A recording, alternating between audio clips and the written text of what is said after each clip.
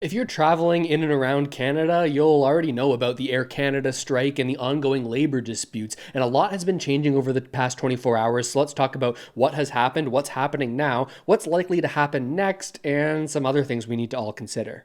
A couple of days ago, the flight attendants union went on strike, stopping all Air Canada flights in their tracks.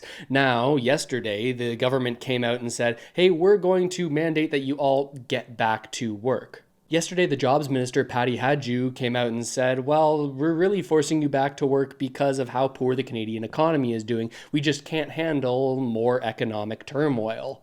And that's why I intervened today. Canada's economy has seen unprecedented attacks on trade and significant tariff actions.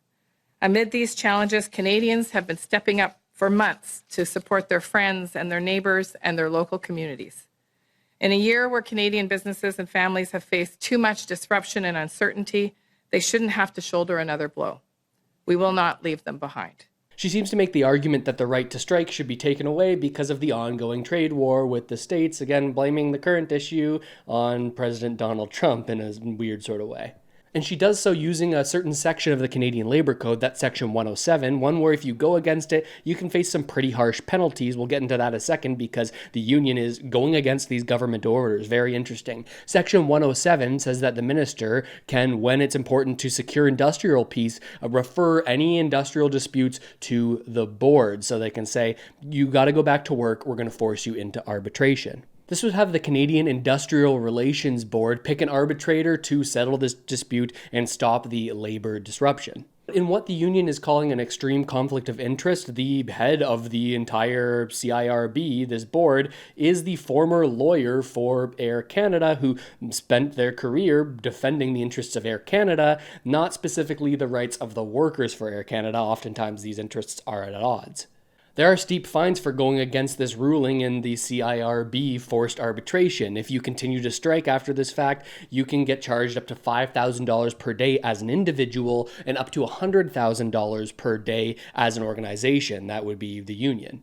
But it seems that the union is unafraid of these threats of penalties as he rips up this order from Patty Hadju saying, hey, even though we're legally obligated to go back to work here, we're just not going to do it. Air Canada had already put plans into work to start flights again as of today, and now they're saying that they're going to start again tomorrow night, but there's no reason that they have to believe that this is going to happen, given what the union is currently saying, we're not going back to work. So that's what's happened up till now. Now, what's likely to happen next? Will you be able to go onto your flight shortly? How could this play out? Now, the defiance of this back-to-work order as a result of this CIRB arbitration decision by Patty Hadju, well, these penalties can start stacking up pretty quickly here. The CIRB mandate that they've put out has the same power as a federal court order. So if a union, like they are, defies it, well, then that can be taken to federal court, where there can be even higher penalties if Air Canada decides to sue the union. Historically, the next step also, if the government thinks that these workers need to get back to work, well, they could legislate it to be so through back to work legislation. But that's not going to happen because the government doesn't go back to the House of Commons where they can pass legislation for almost another month. So you can see how we're sort of at a stalemate here. The Air Canada as a company expected the union to follow the CIRB ruling that they needed to go back to work and there would be an independent arbitration of the labor dispute. But now that the union's saying, hey, screw that, we're not going to do that, well, now things have changed. This could go on for quite a while longer. As long as the union is willing to absorb these potential fees if Air Canada takes them to court in the future, it seems that the leverage in this negotiation has shifted. Air Canada seems to be losing in the court of public opinion, while the flight attendants union is willing to absorb these fees and wait it out longer and longer. That might give them a little bit more negotiating leverage, because it could take quite a while for there to be any kind of more formal back to work litigate or legislation that would result in even heftier fines and potentially even more strict enforcement, potentially involving police. So if you're hoping to get on a flight in the next few days, well, that might not be happening. And if you or a loved one is a flight attendant, well, it seems like you could be on strike for quite a while longer. We're at an impasse. But let's talk about a few more things that this all has to do with why this has become such a big issue. The most publicized conflict within this dispute is when the flight attendants are actually paid. You might not know this if you're not entirely familiar with the field, but you're, as a flight attendant, really only paid for the time that you are in the air. They say that this isn't entirely fair because the day starts so much earlier and you arrive at work so much earlier than the time that you're actually getting paid for. Now, Air Canada has come back against these claims, saying, yes, while we only pay you hourly for the time that you're in the air, well, if you look at the previous collective bargaining agreement, this was agreed to as a result of us giving you a higher hourly rate. So they, in their mind, they're saying, well, it all sort of comes out in the wash. We're giving you a higher hourly rate for your time in the sky, but not paying you for the hours when you're actually here. Now, other people might not agree with the way Air Canada sees that. But you can see how the union would think that none of this has been fair at all. First off, this decision to force them back to work and be arbitrated underneath the purview of the CIRB, chaired by Maurice Tremblay, the former lawyer for Air Canada, that just feels wrong.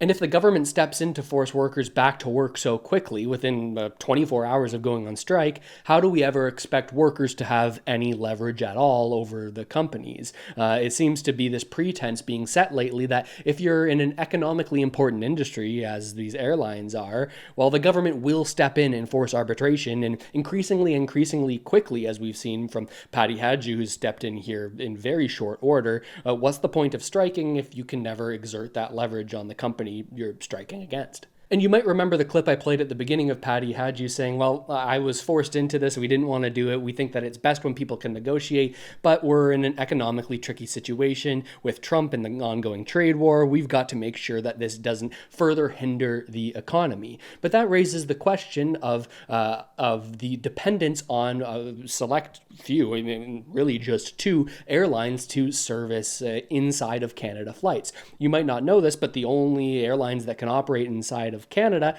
are Canadian airlines. That has resulted in extremely high prices for Canadians who are traveling within the country. You ever wonder why it costs a lot less to fly to somewhere in the States than it does to fly between Vancouver and Toronto, or even just a place that's equidistant as your travels to another state or another place where an international airline can service you? Well, it's largely a result of competition. Industry experts will argue that, well, we can't allow other international organizations to do inside of Canada flights because that would result in the deterioration of the Canadian airline industry. It would result in people losing jobs because these companies would have to compete with these other airlines, and maybe they wouldn't be able to. That, in their eyes, would result in less service to smaller Canadian towns, places where it may not be economically feasible in most cases for international airlines to have routes between this city and another city. Instead of you being able to land at your relatively small Canadian city,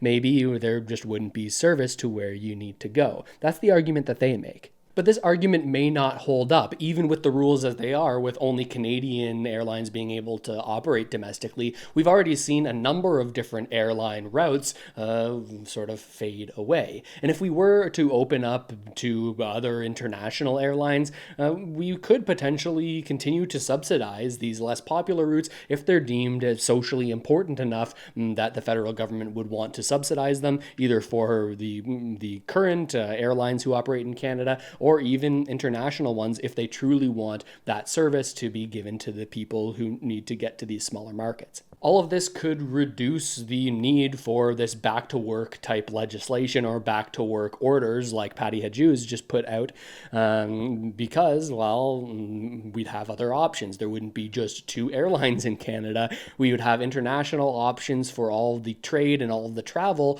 that is economically important to Canada, and perhaps the government wouldn't need to step in as quickly, undermining any leverage that these labor unions have at the first sign of disruption. So that's what's going on, and that's how I see things and some of the questions that I'm asking. But I'm curious, what do you think about all of this? What am I missing entirely? I may not be considering everything here, so let me know in the comments. But with all of that said, thanks so much for watching, everybody. I really hope this video helped you out at least a little bit, and I'll see you next time.